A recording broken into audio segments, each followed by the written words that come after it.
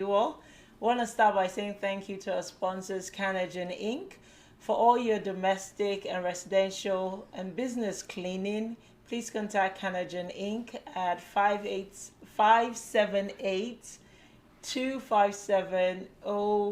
578-557-257-0851. That's 578-257-0851. We're always up looking for sponsors. If you'd like to sponsor our show, please send us an email um, to sales@ladiescorner.ca. On the show today, we have an amazing woman. She's a phenomenal woman all by herself. She's a journalist emeritus. She's a community advocate and an artist. She is Mary Thomas. Hello, hello, Hi, welcome. G.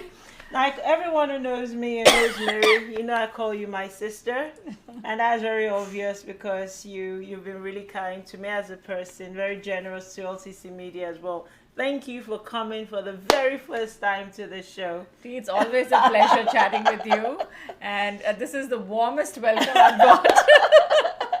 Because you also do our panels. You are a moderator when we have our LCCMedia panels. Yeah. So you are not a stranger, but it's the first time we're having a sit down. Yeah, it's really great to be part of this today, and I'm all excited to answer all your questions, T.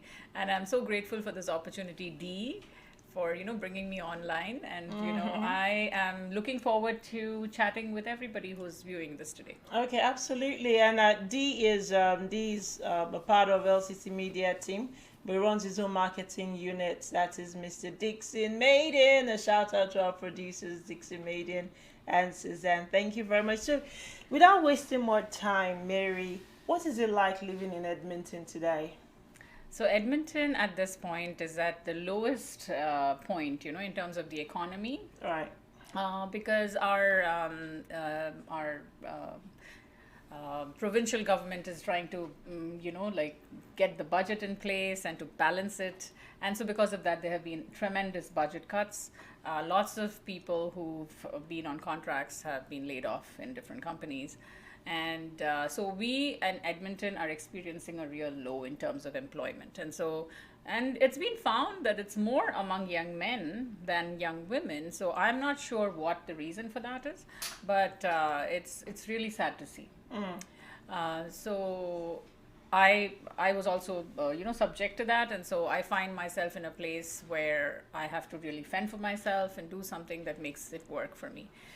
And this is not a situation that's just mine, but in Yeah. my case, because I'm a journalist, I have a fallback option. I can write, I can do things. Yeah. Everybody's not in a similar situation, so I worry, how are they going to pay? And there's lots of like grants that have been pulled off, where people were getting grants for Medicare, and people were getting grants for different kinds of things that now have not. Do you think are not people gonna- are sorry? Do you think people are sorry they voted blue with all this I have not draconian heard cuts? that yet. Are people still happy? Despite the fact that like all this is happening, people who voted blue are still kind of They're still like, really into the they are like, blue. oh yeah, the budgets have to be balanced and blah blah blah. So is right? it easy to get a job in Edmonton though? So we have the cuts. We have 6.5% unemployment rate. Is it easy to get back into employment in your opinion?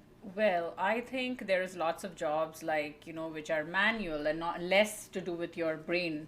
Okay. That are available to people. Okay. But if you're looking for a job that is within your pay grade and what your educational background is and stuff like that, the way the recruitment agencies around here are going about it is so different from everything we've been used to before. What do you mean?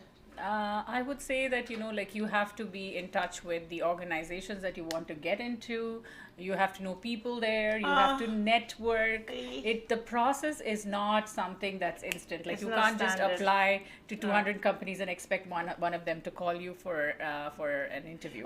Okay, so the way I see this, I don't know anybody in the city. So if I were looking for a job, it would be really hard for me to get Really in. hard, yes. So if I were explaining this maybe to my mom, would I say it's because of my accent or the color of my skin?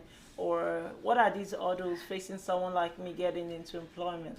So yeah, there is an aspect of, like systemic racism, but that is not the only thing that will get in your way. Okay. Because if you are not networked and properly connected to the How people. do you be connected? I mean, where do you find them? LinkedIn Yes, or LinkedIn Facebook is dating? Where do you find? surely not Facebook.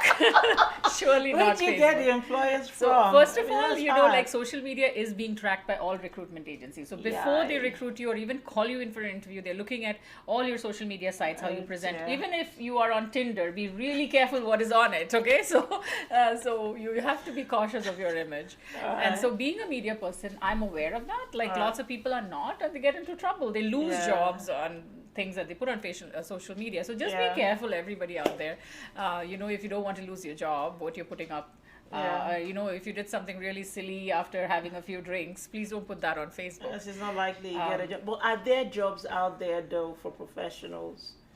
There are. For professionals, I don't think they're facing the biggest problem right now. Okay. It's more for people who are in more loosely open kind of jobs where Alright. there's a lot of chance of other people getting in at lower wage and stuff like that. Okay. So that's where, replacements So can is this unemployment? Can we explain the unemployment also because of the lack of petroleum jobs? Is that also the problem here or no? Yes, and that has been stable for a few, like maybe 2, 3 years now. Yeah. It's been pretty bad already. Right. So lots of people who were looking for jobs in that industry are slowly moving out into different sectors because they can't keep waiting forever to get those same kind of jobs. That's pretty much dormant. It's not at a place where it's going up or down. Okay. So that's not really impacting the current market. I think what is impacting the current market is because what UCP's budget cuts, Right. and that's one of the main reasons why. Okay, you are a dietitian by training, and it's been hard to register in this country. And I know we discussed this before the show started. Medical professionals and lawyers from other jurisdictions, they face the problem of just coming in and getting into their profession, like a lot of red tape. Do you want to tell us what that looks like in your own experience?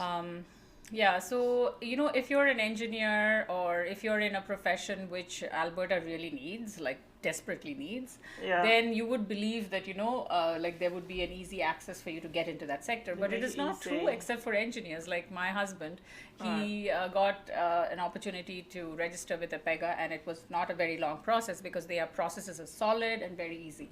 But when it comes to like a medical profession or a paramedical profession like dietetics, or physiotherapy or anything like that, if you have a degree from internationally and then you're coming here, or if you're a lawyer because you've studied law in England, Yeah. or you've studied law in South Africa, and then you come here and you find that the laws are very different, right? So they really cannot take you on immediately. You have to understand the laws of this country before you get in.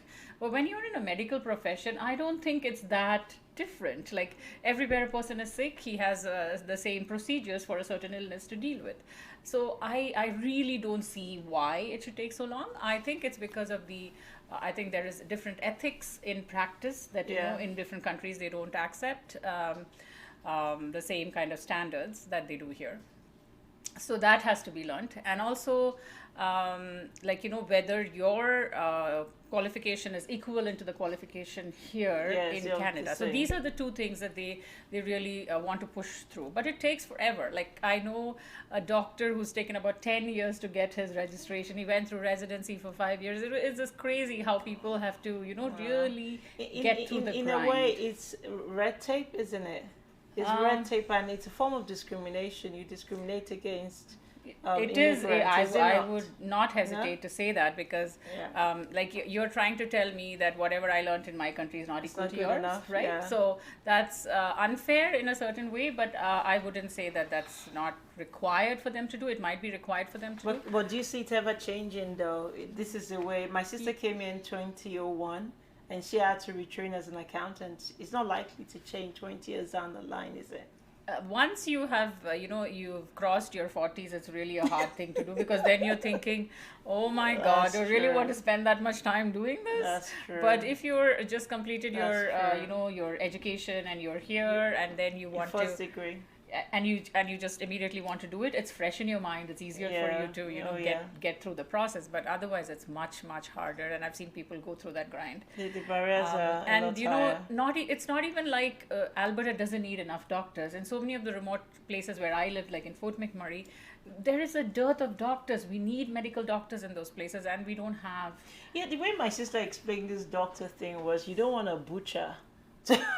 You don't want an overseas butcher to deal with you if you were in surgery that you really need to go through the hoops. Yeah, in Fort McMurray we had 200 places on you. 200 kids being born every month. Yeah. In Fort McMurray, and there was one gynecologist. Oh wow. It's just like, oh my god. So are you saying the government should maybe do more to allow doctors from maybe England, Europe, North America, Australia to come here easier to be able to? Oh, I see. I think they should at least have equivalency tested, for the universities from different countries, so that the process can be quicker. Okay. And the initiation of people into the sector can be easier.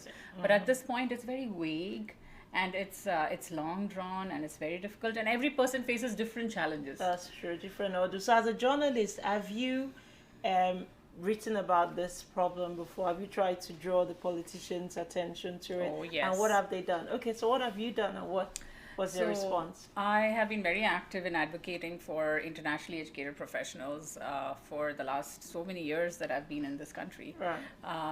I came here in 2009, and I joined as a city editor for a newspaper. Okay. And right from then, I've spoken to so many politicians about the process of registration for doctors and medical professionals, and and some of them show interest, but then I think the entire caucus doesn't have that political will to move this forward. Change. So somehow it just gets stuck somewhere. Unfortunately, let's go on to lighter subjects. You're planning an event for next week, Saturday, that's the 8th of February, for the Alberta Diabetes Foundation. What is this event, and why are you putting it together?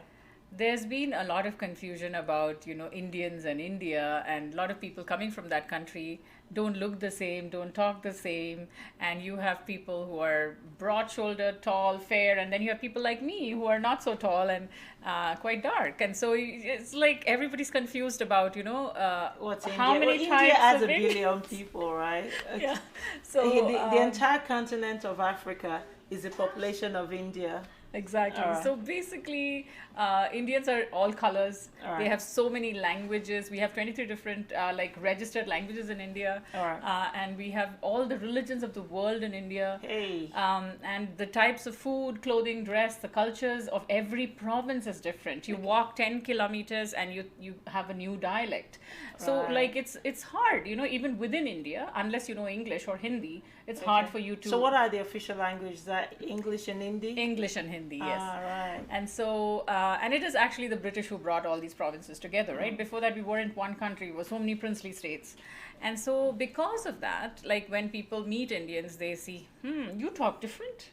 Are you also Indian? And so we wanted to tackle this question, and we wanted to show the diversity of India to the people, the mainstream community here, and that's why we're organizing this event. So there will be a slideshow about the diversity of cultures and religions in India. And then there will be folk dances and classical dances from India. And we will be having some Indian food for people to share. And this is happening with the beneficiary being the Alberta Diabetes Foundation, because 1 million Albertans are prone to diabetes. So and 1 in 4. 1 in 4 Albertans are either pre-diabetic or diabetic. So it's a very dangerous thing we're dealing with. And this is going to epidemic. And it's going to get worse because of our diet patterns and how much sugar we consume on a daily basis. Some of the health drinks that people drink contain so much sugar. And so just people before you pick up things, just realize that sugar is what is causing you all the problems. So just cut down on the sugar and carbs, and I think you should be much it sounds like a good initiative. So if I come, and I'm coming next week, what should I expect to find there? What would happen? So there will be very interesting dances for you to watch. There will be a presentation. You will really be enlightened about how diverse India is. You would have never imagined. And we are all going to be. There's going to be a fashion show of the different provinces of India with the different kinds of dress. Now I know India is embroiled. What's that word? Is embroiled in this your. So what was the controversy going on now? About the Kashmir. Yeah, and that's must certainly cause you some discomfort. Oh yes, it does, because our community, there is a lot of people from different religious backgrounds, and so when you say that Muslims from other countries cannot come to your country, Muslims they're not going and to be, Hindus. Yeah, that's what I was going to say. Sorry, yeah. So actually, the Hindus are the majority population in India, and because of that, the Hindus are the majority population. Yes, right. yes, and Muslims are the second largest population, and so because of that, like when you say that we're not going to take refugees who are Muslims, and we're not going to give them citizenship immediately, that is somehow not right, because we are a fair democratic country, and this should not be a clause. The religion should not be a clause, and so that was very uncomfortable for us, and we had lots of issues with people in this community who were Hindus and far right Hindus, and then the others who said, this is just unfair. And so if that still is raging, and we're trying to build bridges. I'm with an organization called Canadians for Civil Society, and we're trying to create peace dialogues. All right.